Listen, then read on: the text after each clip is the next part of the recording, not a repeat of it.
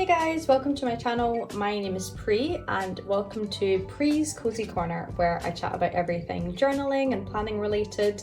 So we'll jump right in. Please do like this video and subscribe to the channel if you haven't already.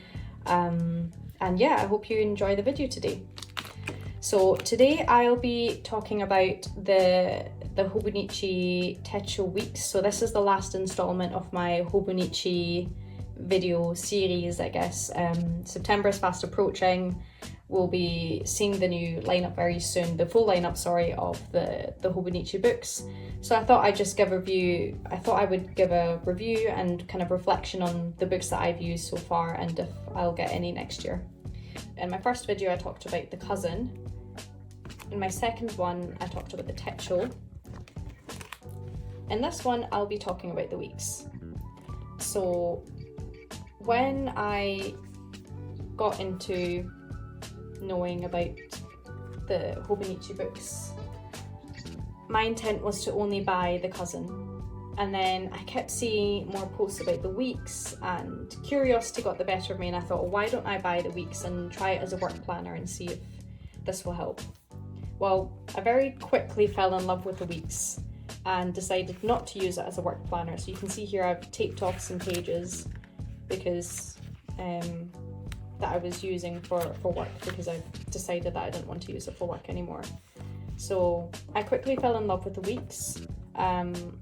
Like my previous videos, I'll talk about the pros, the cons, I'll do a wee flip through, and I'll talk about my thoughts for next year and if I'll get a weeks again. So yeah, we'll start off with this one and I'll just do a quick flip through.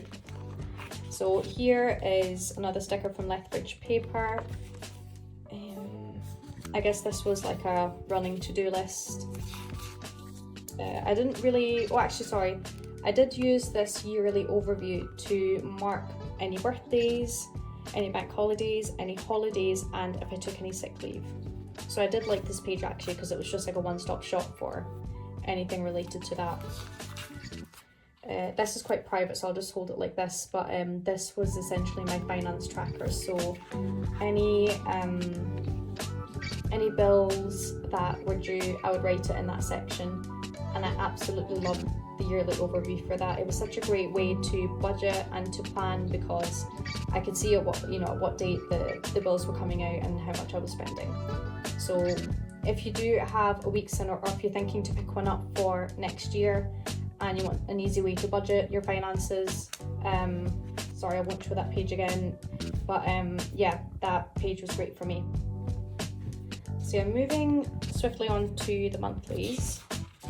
I didn't really use this properly. I guess I kind of used it for future planning. It was handy for if I had a holiday planned, I would use these pages, but yeah, like we went to Jordan last November, so it was useful to have the dates ready for when we were flying off to Jordan, when we were coming back. But as you can see here, it was hardly filled out. I might have added a sticker or so, but didn't really use these pages.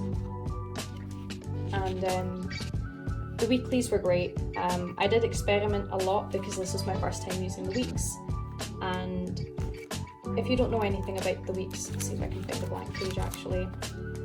This is kind of how it looks. You have your days on the left and then you have like a blank note page on the right. This is the English one as well, so there's always a lovely quote that you get at the end of the page. And then you can see here like which week during the month you're in. So I really enjoyed this view. Definitely love it, and it's changed my mind on planners, because before I used to buy like the normal ones that you get from like your W. Smith's or local Asda or whatever, which just has like a week on 2 pages. But I really like this view of the week is on 1 page and then you have your notes on the other, and there's so much you can do with this. I've seen people add trackers, I've seen people just add to-do lists. You can be as pretty with this or you can be as messy with this. And I think I definitely use this more as like my messy EDC everyday planner. So yeah, this was great because it's nice and light. I love the champagne colour of this as well. So yeah, absolutely loved it. Yeah, so there's a few different things that I did. I started writing like a to-do list, some notes. I would split off the days, so like the left hand side would be, I guess, maybe like the main event, and then if there were a couple of appointments that I had during that day, I would write it down on the right. But as you can see here, this isn't pretty, it's messy, it's functional, and I loved it. So yeah, this is a creamier paper compared to the other Techo notebooks. The other ones are more of a white, and I'd say this is more of a cream. Just a heads up if you are, thinking about buying one for next year and you prefer white to cream paper. But yeah, some days were just really, really messy. Actually, most days were messy, but that's what I loved about it. And as you can see, I used it right until the end of the year. Notes pages, this is something that I didn't really know what to do last year with. I guess I just used them as notes. But I did not fill them right out to the end. Like, there's so many that are still unused. So yeah, that was my 2023 weeks. So I loved the 2023 weeks so much that I bought one again for 2024. Now, I really struggled trying to find a colour that I liked because they didn't have that champagne brown anymore. So I went for this one. And when I did buy it, I quickly realised that I wasn't a big fan of the cover, but I thought, you know what, whatever, I love the week so much that I can cover this up. So here we have another stick from Lethbridge paper, and I did a similar thing to my previous one. I didn't use the yearly overview here. I did use the year at a glance, which I won't show here again because it has all my finance stuff. So I used the same, I copied that over from the previous weeks. Absolutely loved it. So yeah, definitely continue that over. Similar to the weeks as well, I didn't really know what to do with the monthly overview, so I guess I just kept note of like any games that were coming out or someone's birthday, but it was hardly filled out, as you can see here. And then I was a bit more formulaic with my weeklies this year. So to the left it would be events, to the right anything, maybe a to-do list, something I had to do immediately on that day. And then here I would jot down the food I was eating, any shopping I had to do, a to-do list, and then I started tracking some stuff. So I guess I copied some stuff over from the cousin and put it here. And yeah, this I guess is my second year tracking things, and I really did enjoy it. But yeah, I did experiment again with this book, tried out different layouts, because I'd go on YouTube, find someone else had done something differently, and I'd think, okay, well maybe I'll give it a try as well. So did enjoy it for that reason. There's just so much freedom and flexibility that you can have with this book. So if we move on to my notes section, I started adding trackers here. So I will say I copied some stuff from Lindsay Scribbles, but yeah, a lot of these trackers were just very helpful to me. Yeah, so this was my no drinking tracker, so every time I didn't drink, I would track that. No spending tracker. As you can see here, my tracking kind of tapered off later on in the months, and I'll get to that later on in the video.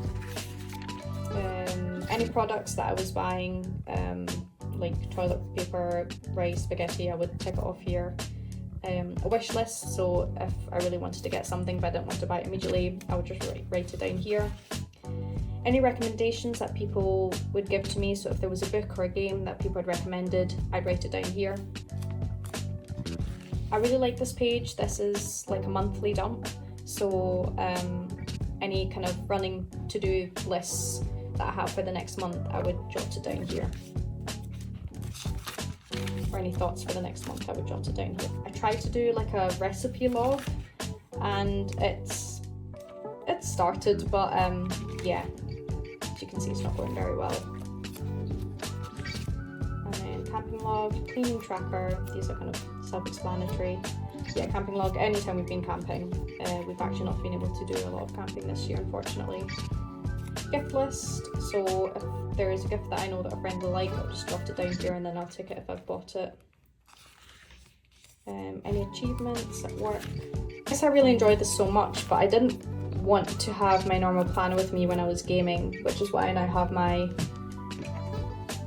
my gaming notebook. But yeah, a lot of this is now in this gaming notebook.